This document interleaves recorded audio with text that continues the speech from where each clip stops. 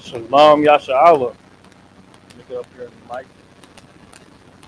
Shalom. Yahweh Ba'ashem Yahushai Barakatah. Yahweh Shema Atah Ba'ashem Yahushai. Where the Isupk started out of 1 West, 125th Street, Harlem, New York in 1969.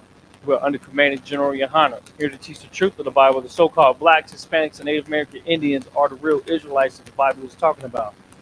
Now, today being Friday, we have the weekly LASHAWAN QADASH class, all right, which means holy tongue. LASHAWAN QADASH is the ancient Hebrew, the ancient form of Hebrew. Okay, and what we do in this class is we like to go into the Old Testament. We like to look up, vocabulary. We go over basic structural and vocabulary things for people to kind of start getting grips with the language. Now, again, I always like to mention for anybody that is new to the classes, this being one of their first classes that they've ever attended, don't mind all of this because obviously the topic that we're on, I would say this is a little bit more advanced than some of your standard topics, which is perfectly fine. We can always refer back to some of the more basic things if we ever need to. You know what I'm saying? If somebody in the chat ever wanted to go over the alphabet, going over numbers, don't feel intimidated by the things that you see here. You can always ask questions whenever class begins, or you can ask even after class. So we can dive into those things for a future class that we may have later on if we need to go back over some of the previous things. So such as these things right here, which I know that the glare on the screen kind of blocks some of this, but that's all right. I'll explain anything that we need to as we go into here. But we do have the two forms of Hebrew that show up on the right here. Again, these are always your reference characters, all right, for the alphabet. So you have the ancient Hebrew on the left, then you have what's called the Assyrian or AKA modern Hebrew on the right. Now, the reason why we learn both of them is because as we write, you'll see that the form of language that we're writing in right here is the ancient Hebrew, which is the oldest language that we know of on this earth. This would be the language that Yahushua spoke in. This would be the language that Adam spoke with. You understand? And Noah spoke with. So when you want to go into some of the ancient languages, you want to go to the original form. However, a lot of the reference material today, such as the interlinear versions of the Bible, the Torah, things that use Hebrew to kind of get us a jump start into getting into the Hebrew, they use this form of Hebrew. So the reason why we learn both is so that as we translate, going into the Old Testament and reading the Hebrew language, we can then use the old characters instead of the modern characters. And that's how we do that. We learn to do that on the fly, which is why it's important to learn both forms of Hebrew. Another reason why that is important is because the Hebrew that we read during the Sabbath services, during the prayers, is the LASHAWAN QADASH, while when we're actually doing the reading from the Torah, a lot of the materials that we have use the modern or Assyrian Hebrew, which is either one is fine, but a lot of brothers tend to lean more towards the ancient Hebrew, mainly because it's more simplistic. You don't have any end variants of some of these characters, and that's how we'd like to get it in. Now, last week, what we were focusing on was the encounter between David and Goliath, right? David's name being Dawadah, Goliath's name being Goliath, right? So we go into 1 Samuel chapter 17, and each class is pretty much taking a whole verse to cover, so I'm not going to go verse for verse. Today, we're going to jump to, I believe, verse 48 or verse 49. Where David actually confronts Goliath physically. Up until this point, they had been talking to each other, conversing with each other, mapping out the situation. And so what have we been doing? We've been actually mapping out the actual verse. So we went into 1 Samuel chapter 17, verse 46.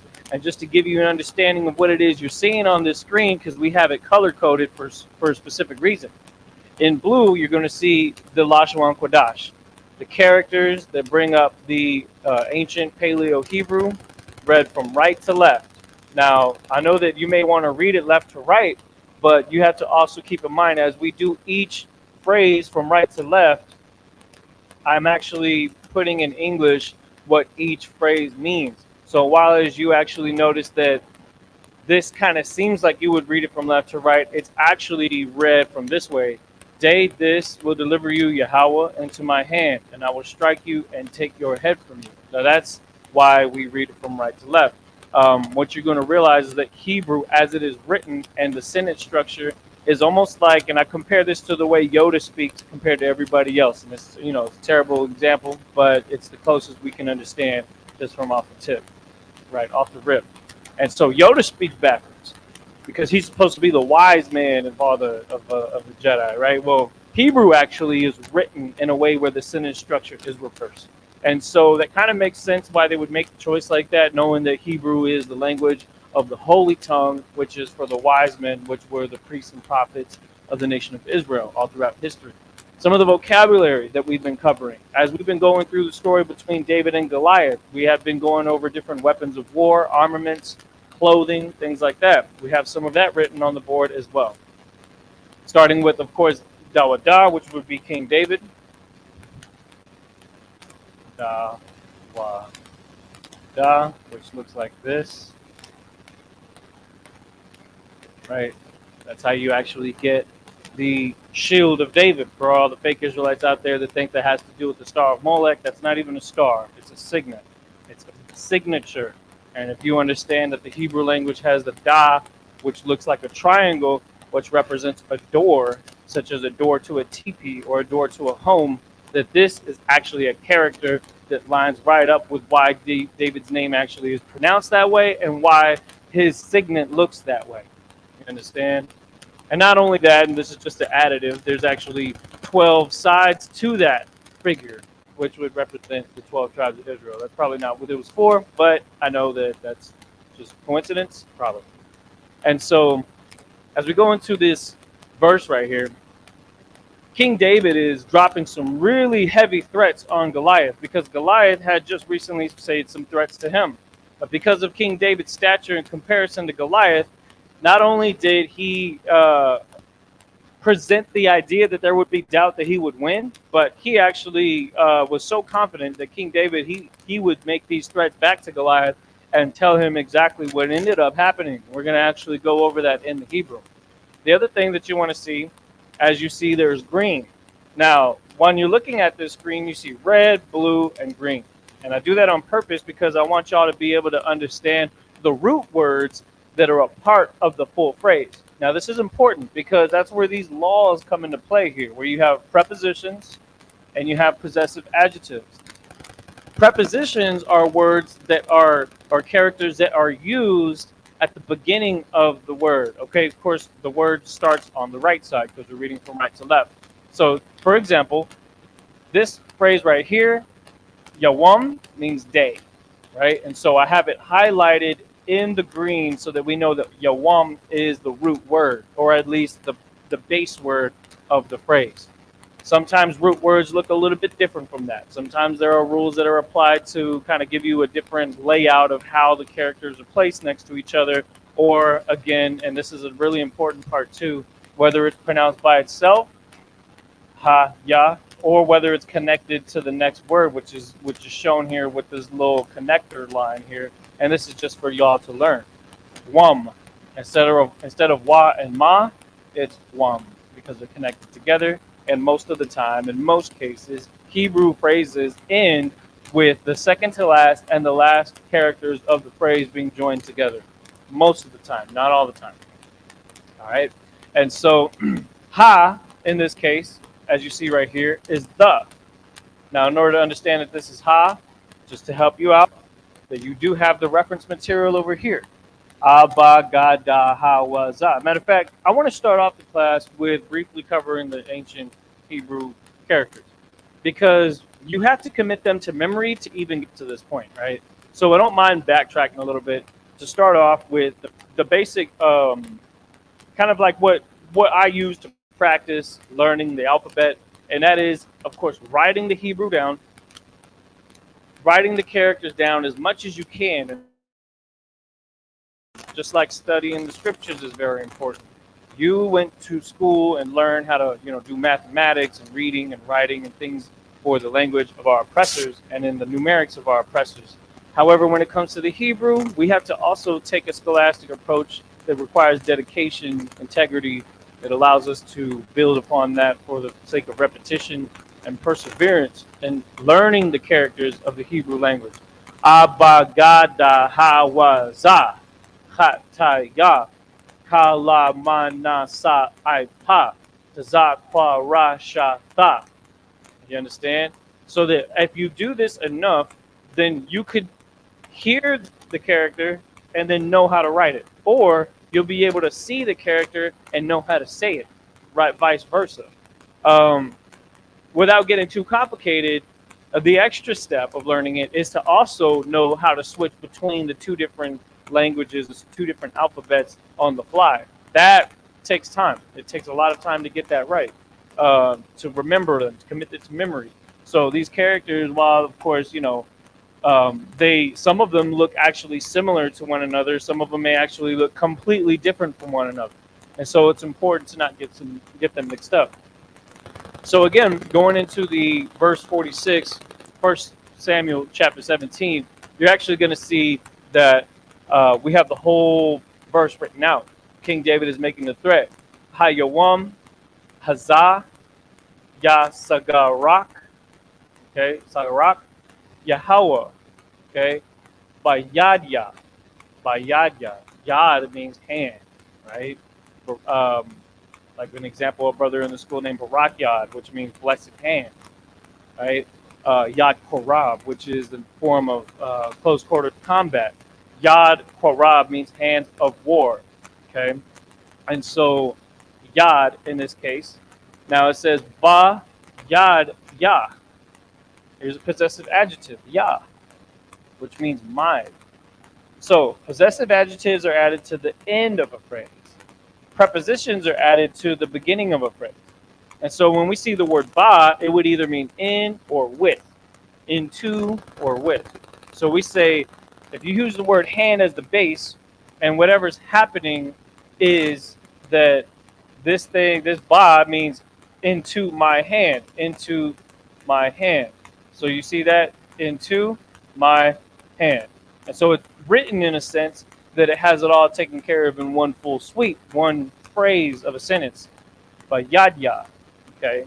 And I will strike you. Strike. This is what's kind of up for grabs. The root word here, strike, is similar to. Let me see if I can get my Hebrew here. Let's see.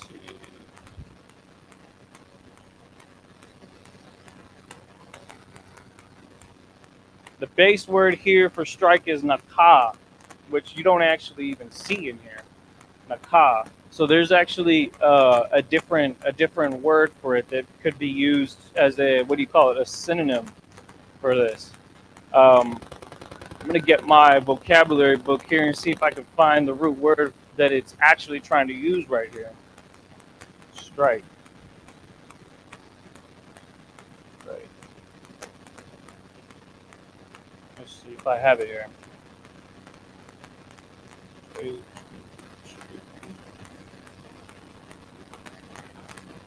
Strike. Nakah. Yeah, it's the same thing. Nakah. Nakah. That's the word for strike. Now it's not actually in here, so this is exactly how it's written in the modern Hebrew. Wahakayathak. Wahakayathak. Okay, is how it's saying, and we're just going verbatim for how it's written. And take Wahasarathya. Wahasarathya. Okay, another one that we want to look into. Let's see if the word take has a different root word here. So, qua is one version. Take away is ida. That one I don't see in here. Zahar, take out, napak. None of those are actually on here. So again, some of those words may be up for debate, right? In the interlinear version of the Hebrew that is read when we do the Sabbath service, and so translating it to the ancient Paleo Hebrew, sometimes you just run into things like that. You roll with it. Now it says your head. Now let's see. We have a ka at the end right here. Your is ka. So the root word right here is ra'ash. Ra'ash. Now, this is a perfect example of how an added character at the end of a root word will change the overall sound of it because we're joining those two characters together. So instead of ending what sounds like Shah, we're actually going to say shock. Ra'ashak. Ra'ashak. Your head. So what is it that's going on here? King David is telling Goliath that the Most High is going to deliver Goliath into his hand, meaning that the Most High is going to have favor for Goliath, and that King David was going to win that physical confrontation. And so he says that because the Lord is with David, that what's going to happen is Goliath's head is going to be taken from him by David, and that's what he's saying. And will take your head from you, Ma'alayak, Ma'alayak.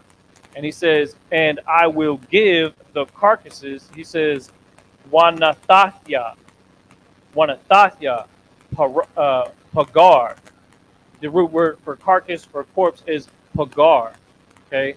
So he says, and I will give the carcasses, or he says, Wanathathya Pagar, he says, of the camp of the Philistines. So not only is he threatening, not only is he threatening Goliath, he's calling out the entire army that is behind Goliath, all of the Philistines. He's saying what's going to happen so that when this thing happens, once Goliath falls and King David takes his head from him, you'll see that the end result is the Philistines, they don't want to die. But because King David said this was going to happen, that the Most High was with them, and then it happened, then they try to run away. And then it was just a slaughter after that because they were chased down. And so what's happening here, it says that I will give the carcasses of the camp of the Philistines day this to the birds of the air and of the wild beasts of the earth. Okay, so again, let's start up here. Camp. The word camp, H4264, Machana. Machana. All right? Machana. Hope y'all see that. Other phrases here, some of the other vocabulary we are going to be going over. The word sling, H7050, qualia, sling or drape, which is basically a cloth that David used to hoist the rock that he used to then skillfully strike Goliath with the sling. All right, it takes a lot of timing and it takes a lot of accuracy. Armor, madmad. Armor in this scripture is actually used as garment. And so when we read before in the previous verses, King David was given the garment of his commander. His commander gave him a sword, gave him a shield, gave him a garment. Bear with me 1 second. Hey, slow. You have to come on in. Lock the door behind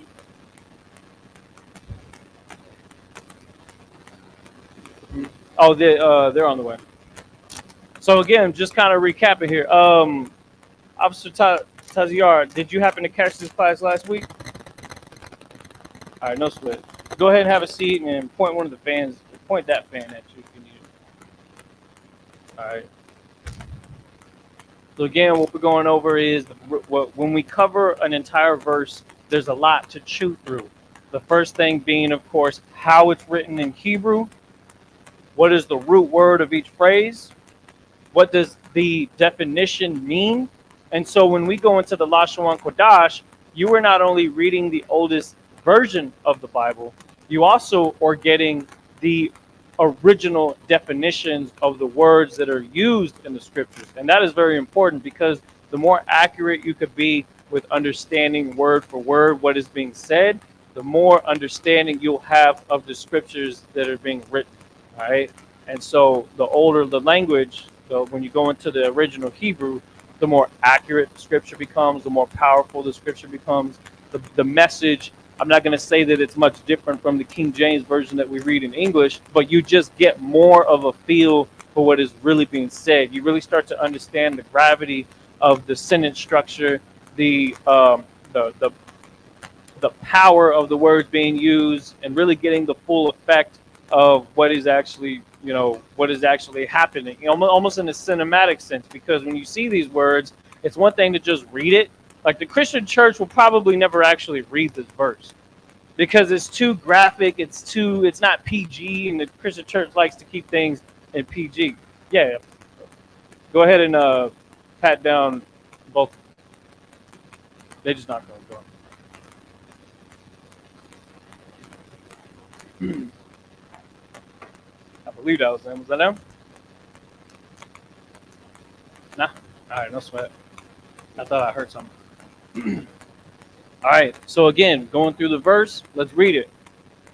Hayawam, Hazah, Yasagarak, Yasagarak, Yahweh, Bayadya, Wahakayathak, Wahakayathak, Wahasarakya, okay, Ra'ashak, Ma'ai Layak, Wanathakya, okay, Hagar, Machana, Palashathyam. Okay, here we go. This is where we were right here. So the word camp in the LASHAWAN QADASH, H4264 is your reference point. If you actually type in H4264 on the Bible Hub app, or hell, even on Google, it'll probably pull this Strong's word up, which means camp, or army, which is Machana. So which army is it talking about? It's talking about the Philistines. Palashat is how you say the Philistines in the LASHAWAN QADASH. And how do you know that? When we do the Psalms 83 prayer, Palashat is actually exactly one of those nations that is confederate against us, and it's said in the very exact same way. But however, because this is a plural, meaning that we're talking about multiple people, we're not just talking about one Philistine. It's actually Yam at the end. Yah and Ma are joined together, and that goes with your rule right here. Yam. So Palashat Yam. Since we're again building the sentence structure, understanding that not only are we going to go over the nouns, the verbs, but also all of the rules that put together the full phrases as we group them together to build the sentences. All right. Again, Hayawam, just like it up here. Hayawam, H3117. So the word day is Yawam, and the word the day is Hayawam. It says it the same way, even though technically the translation just says day. But it says Hazah again, just like how it did up here. All right. Now notice that we're not saying this day, we're saying day this. That's just how Hebrew is read. Okay. Hazah. To the birds, which is La'aiwap. La'aiwap. So Iwap means bird or fowl. Okay. La'aiwap. Okay. La'aiwap. La means to.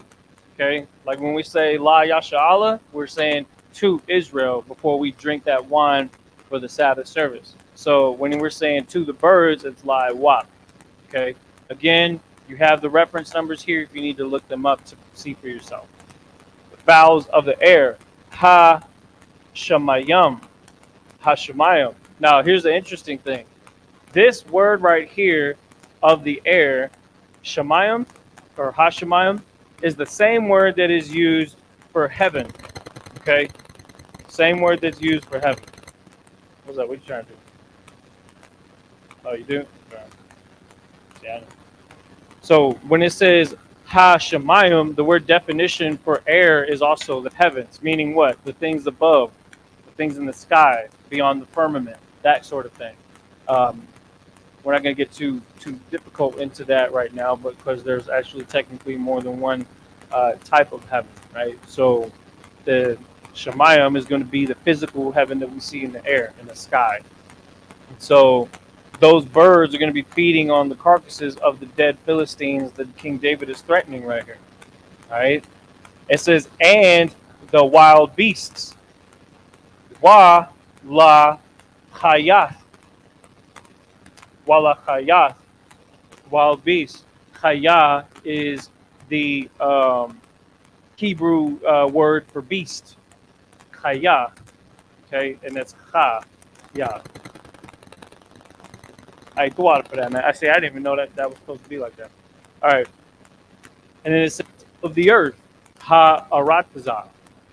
That's a word that we see quite often, right? Aratazah, which means earth. which means not just the whole planet, but even Earth as far as like the dirt on the ground, right? The elements of the earth. Ha'arataza. Continuing, it says, that may know all the earth that there is a God in Israel. So the whole point of the Philistines being destroyed and the whole point of King David proving his power in front of them isn't not just, it's not to glorify David, it's to glorify the Most High. That's something that we always have to keep in mind. When Israel was successful, when Israel was at its strongest, and what we're trying to build our nation to have the right mindset of now, even today, is that Israel finds success when the Most High is the focus, when the Most High receives the glory for what is being done because it is His will. And so that's why He's saying that all of this is taking place so that the entire earth will know that there is a God in Israel. Meaning what? That Israel is the chosen seed by the Most High. Israel is the nation that the Most High loves and is dealing with. And so people that don't know that, looking from the outside in, are always quick to come with their opinions, the Christianity and the mark of the beast that's embedded in them. They don't have an understanding of just how direct the scriptures really points towards Israel being the favored nation on earth. And then to make things even worse, they hide who the real Israelites are. And so now the people that are on the bottom that have been lied to for generations don't know that there is a God among them. That don't know that there is a power that wants to see them destroy all of the enemies of the nation. But they don't even know that they're a nation.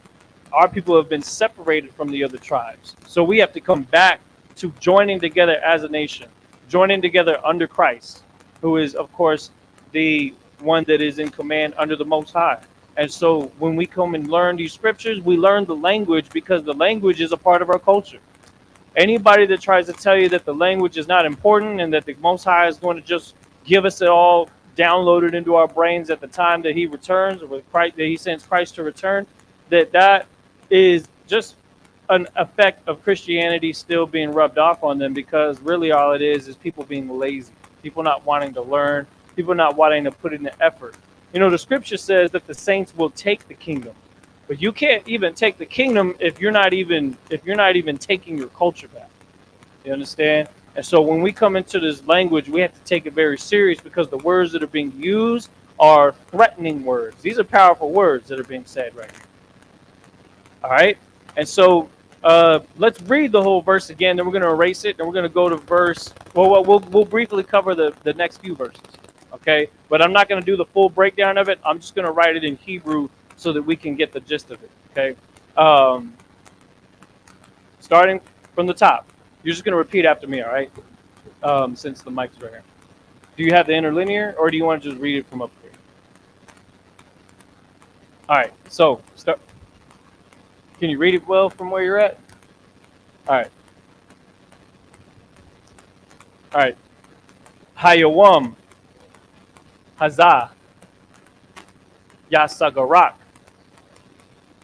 Sagarak, Yasagarak, Yahweh, Bayadya, Wahakayathak, Wahakayathak,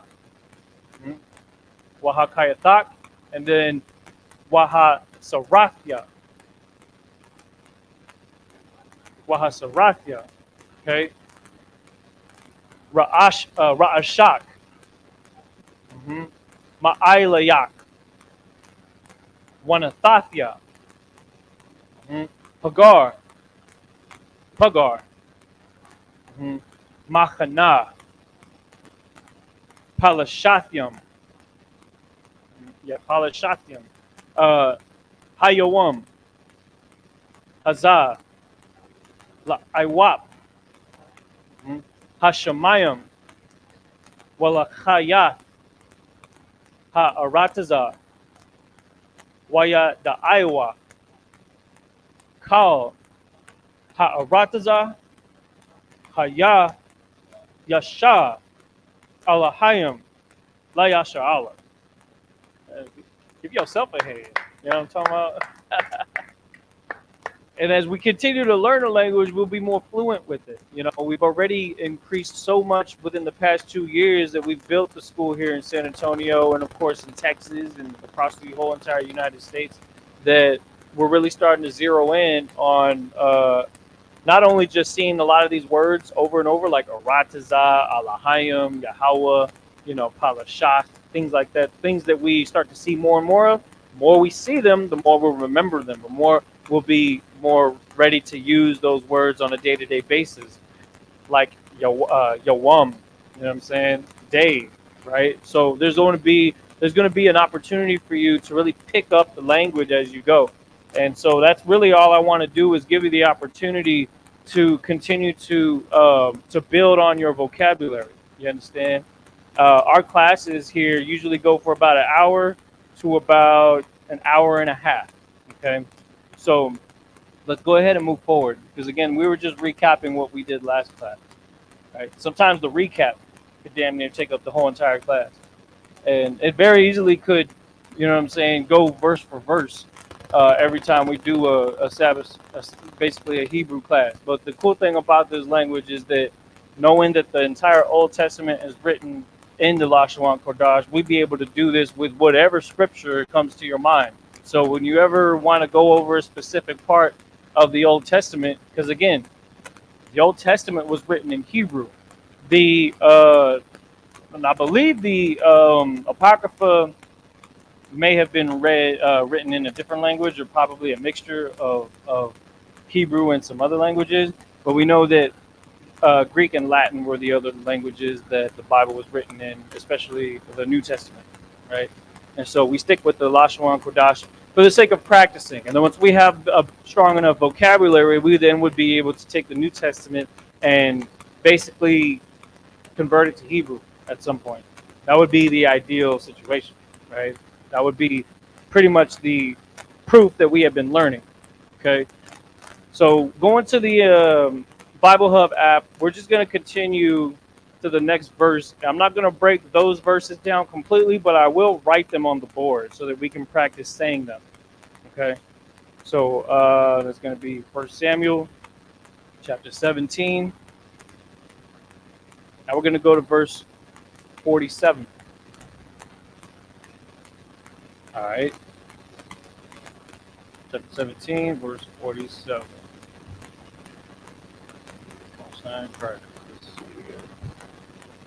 All right. So first, we're going to write this down. It says,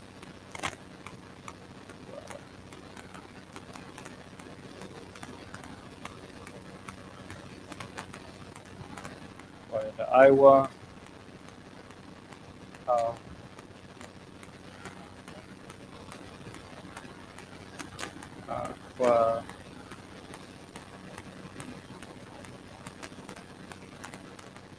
Wow. Huzzah. Yep.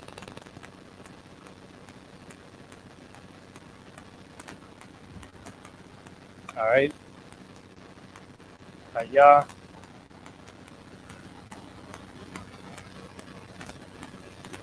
La'ah.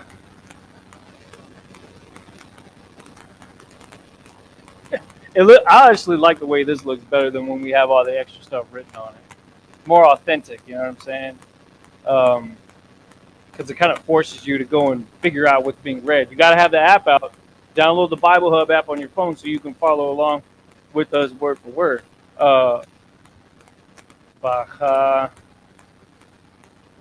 Rob.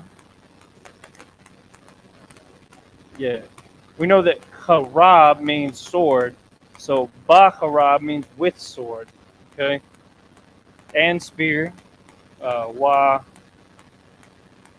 Ba.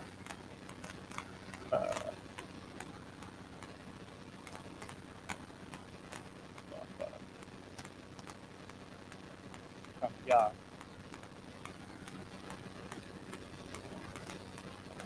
Wabakanayah, which means and spear, does save. Yah. Ha. What? Shayah. Wait. Yeah.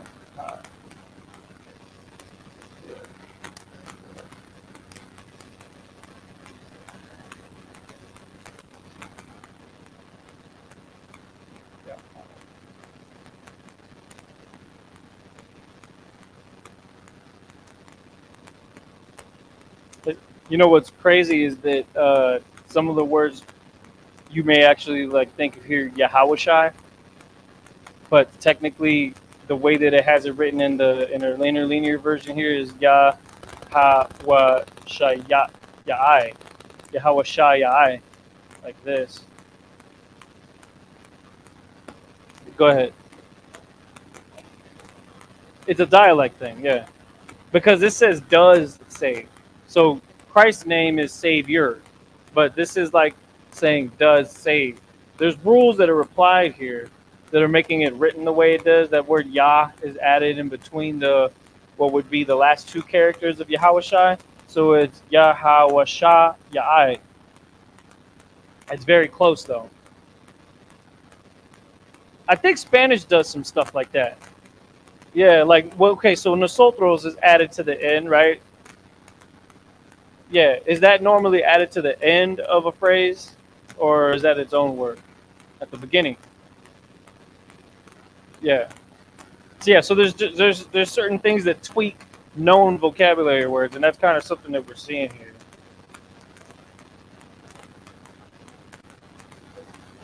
Yeah. Hmm.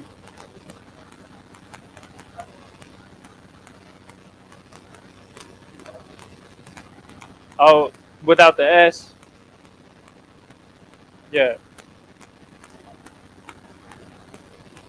Oh, why they gotta say it like that?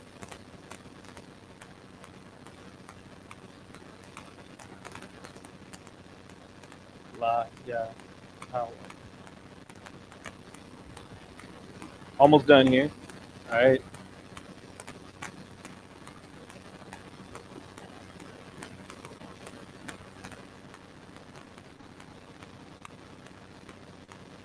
I like that I'm starting to recognize a lot of these words. Ha ma la hama. It says the ha malakama. Lakama means fight. Malakama means I believe it means battle. Malakama. Um, Malakama means war. You see how I have it written right here? The war. So the word fight or the word battle actually means war, and that has its own definition. Um, and he will give you into our hands. So he says, Wa Anathwa. This is Wanathwa. Oh, that's a na. My bad. Wanathan. The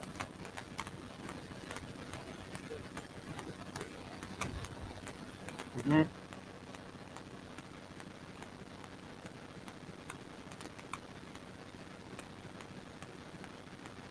I'll probably have to get taught that first.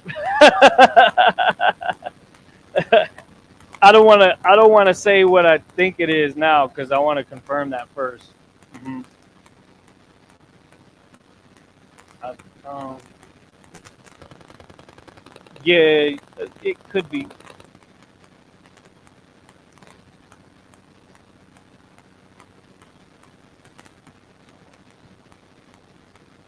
Yeah, yeah.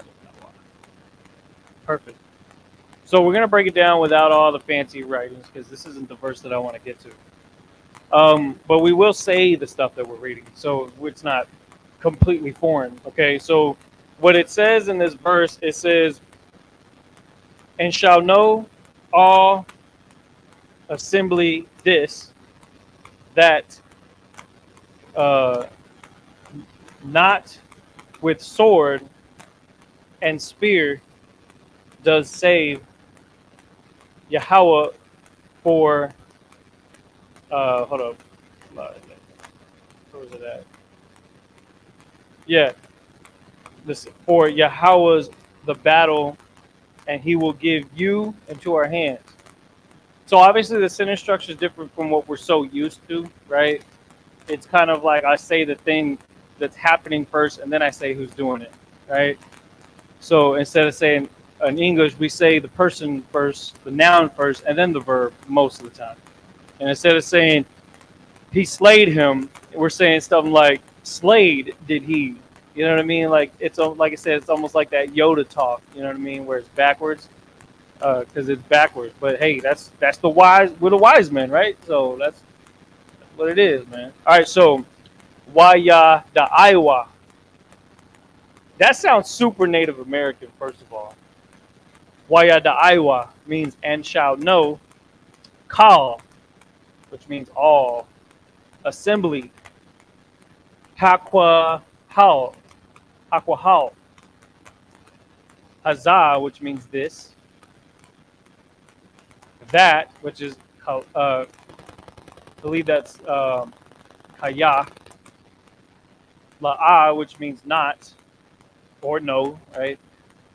Ba, Bakarab, which means with sword. Go ahead and get that. I'll wait because we're gonna start the verse over, and then we're gonna break down. I want to get to verse 40. I think it's 49. Let me see. Hey, Shalom, Lord Christ.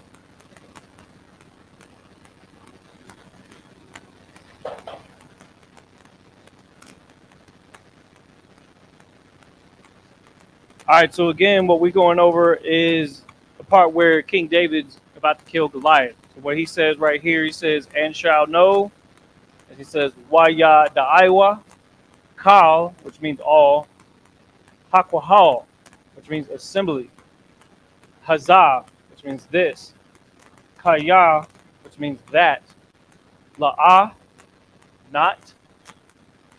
Ba Karab, which means with sword. Ba Karab, Waba Kanayath, which means and with spear.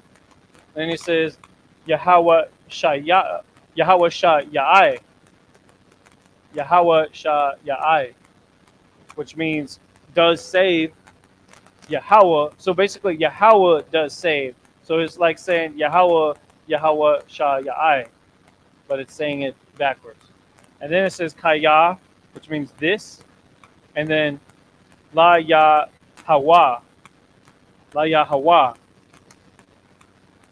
La Yah, or is it La Yah?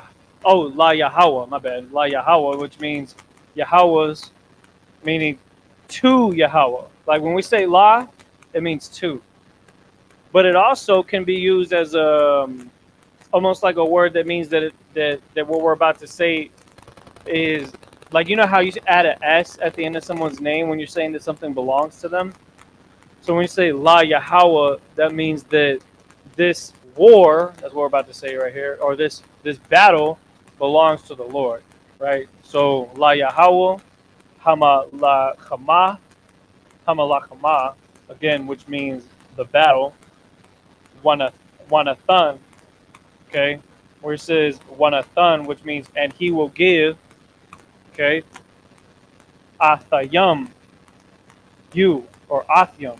So like it, Athakam,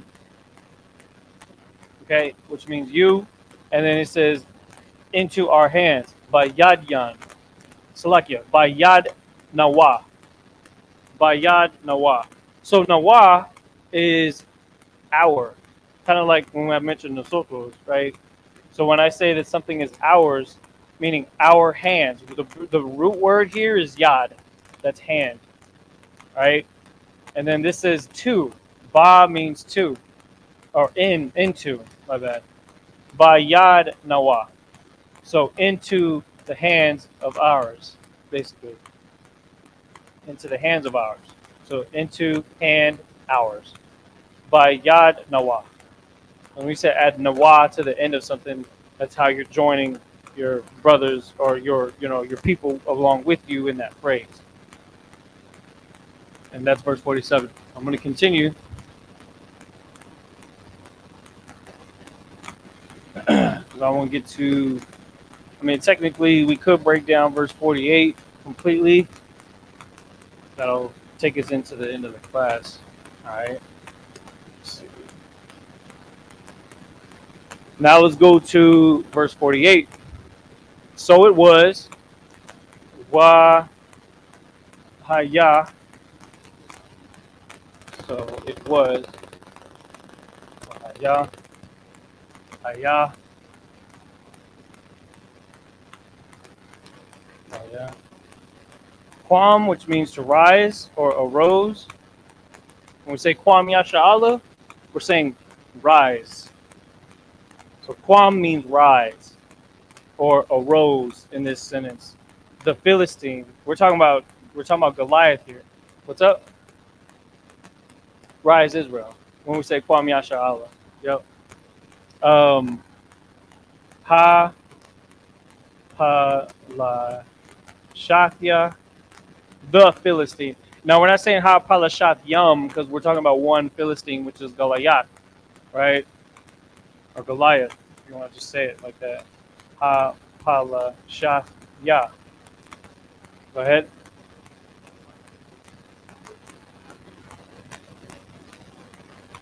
No, we're just saying rise. Well, Israel in the sense of the name. The name itself has a meaning, but in that specific phrase, we're talking about the nation of Israel rising. Yeah, yeah. No. So Yah, were you looking at right here? That's actually added at the end, not the beginning. Yah is he. When it says Yashar Allah, it says it's almost like saying he is the prince of the power. He is prince of the power. Allah means power. Yeah. So ha palashathya. All right, then it says wa ya lock. Wa ya lock and came. I'm gonna actually break this down all the way.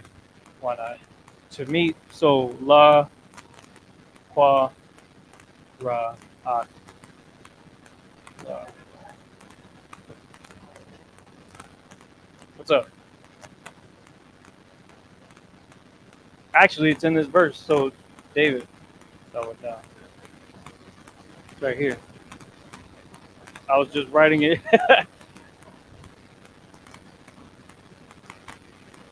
Yeah.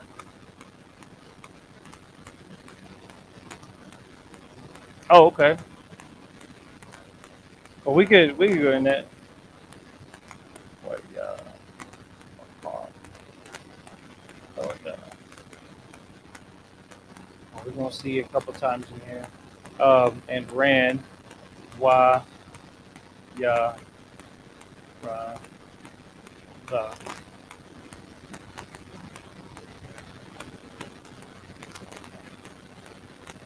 You right in front of that fan. Yeah. My,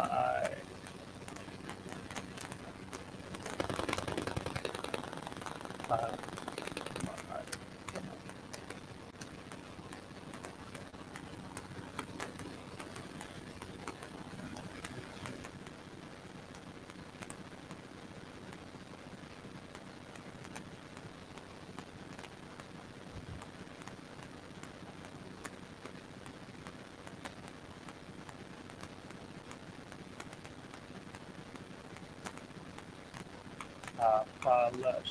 Yeah. All right.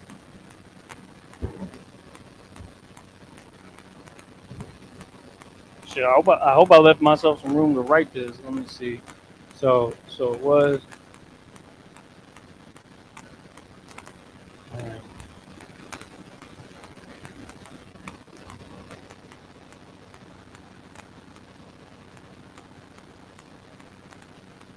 You know what's crazy? Thinking about this, Goliath's name is so accurate to what it originally was in Hebrew that his name must have meant something because they never changed it from the way that it was originally said. Goliath is literally how it's written in the ancient Hebrew. So his name is Goliath, like literally without the I. It's like Goliath. You know what I'm saying? So it's the same. Now we have. So it was when arose the Philistine. I'm gonna actually do the root word so you can see that here in a minute. When the Philistine and came la. Wait, hold on.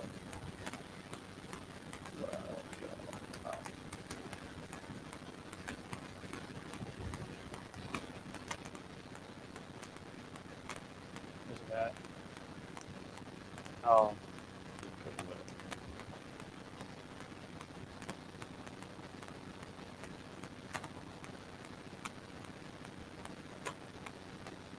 fix this right quick.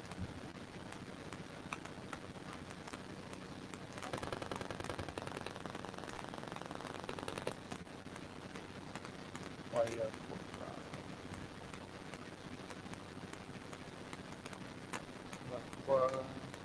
What's up?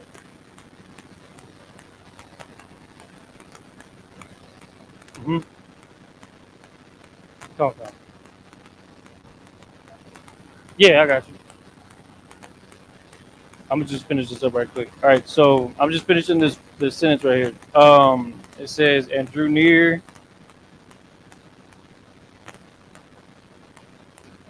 to meet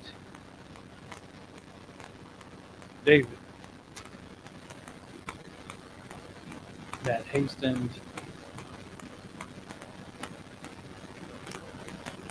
David and ran."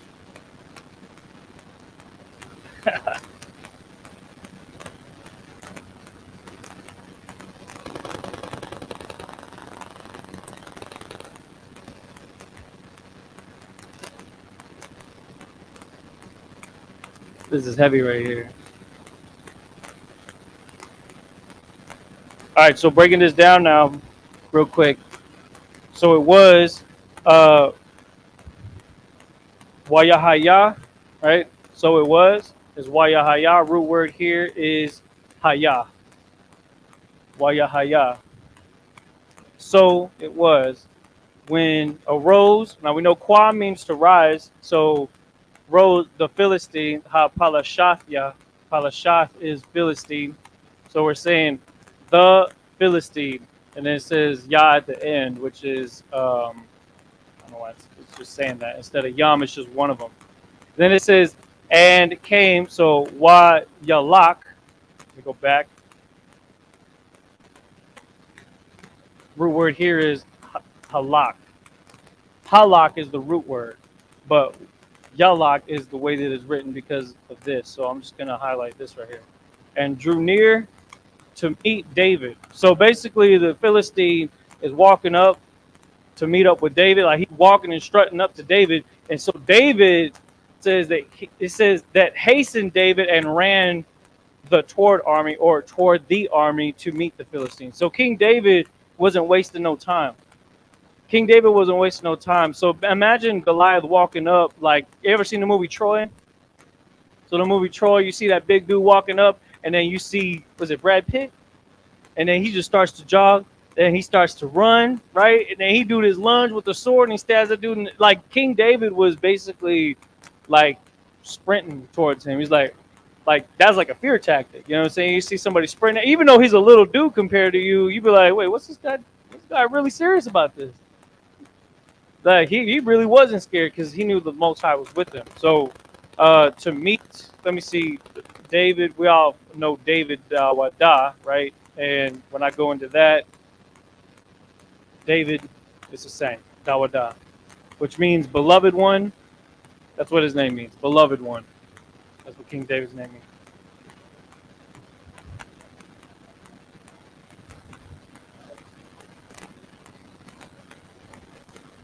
Oh, yeah, you talking about the two triangles making up the nation?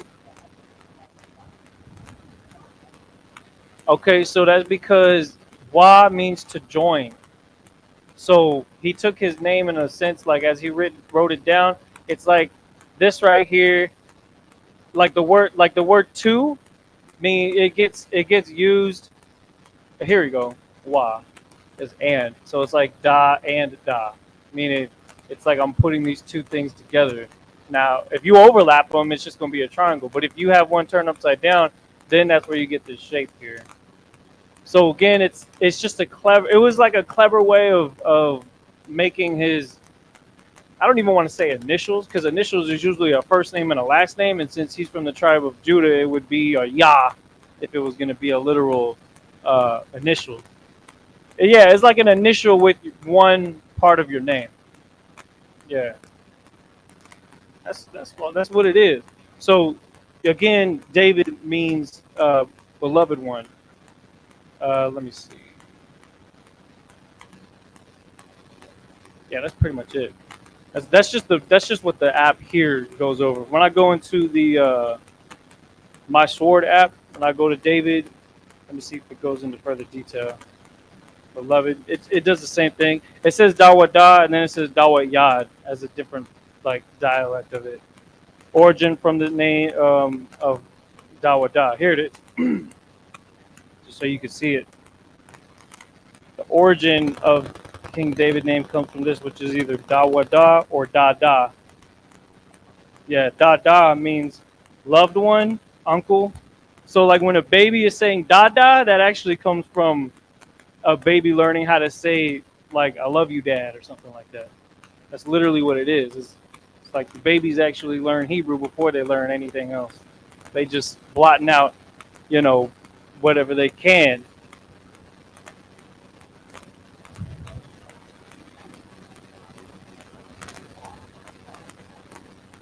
Yeah, because Dada means loved one.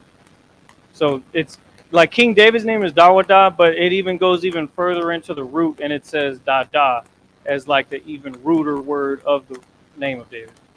So going back to the verse here, when he says and drew near, the base word here is Korab.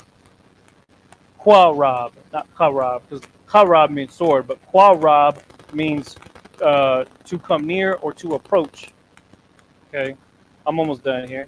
Then we got, damn, I really should have wrote this down. So 7126. No, I meant to write these words down. 1961, just so that people out there are like, oh, well, he ain't just making that up. 6430 uh, to meet. So the root word here, meet, is quara'a. Quara'a. La quara'a. Okay. David hastened. So the next word right here is hasten. We're gonna read this all together, but I wanna get the breakdown first of it all. Mahar. Mahar. Waya Mahar. Dawada. And ran. You know what I'm talking about? The word run is rawat. It's rawataza. And here it says and ran. It says haya rataza. So it's a slightly different vocabulary in this dialect than the ancient Hebrew. Toward the army. So we know that army again is ma'iraka right here. Ma'iraka. To meet. Same thing. Para'ah. Just like how it was up here. Seeing Palashah. So that's pretty much it right there. I actually wanted to go over verse 49, but we're going to do that next class. All right. So what we're going to do is we're going to read. No, we're just going to read this and then we'll have it close out like that because it's been about an hour. All right. So let's read it together. Wa haya kaya kwam ha palashathya wayalak waya korab la kora'ath dawada waya mahar dawada waya rataza ha ma'iraka la kora'ath ha palashathya. And what we said was, so it was when arose the Philistine and came and drew near to meet David, that hastened David and ran towards the army to meet the Philistine. So again, the last thing you want to keep in mind as we close out this class is that David was no punk. He wasn't scared of no challenge. Everybody said he was the lighter one. He wasn't able to put in work because he was looked to be weaker than Goliath, much like how Bud Crawford looked to be weaker than Errol Spence going into the fight. But you see that the Philistine moving as slow as he was, David moved in with the speed, and sometimes speed is better than power, right? So David's about to prove that the Lord is with Israel. You know what I'm talking about? And with that, we're going to close it out at that. We're going to pick up on this next time. We're at Isupk. It started out of 1 West, 125th Street, Harlem, New York, under Commanding General Yohana. Since 1969, we've been here to teach the truth of the Bible. So-called blacks, Hispanics, and Native American Indians are the real Israelites of the Bible. All right, with that, shalom. Be sure to tune in to our Sabbath service, which is going to begin here shortly. All right, shalom.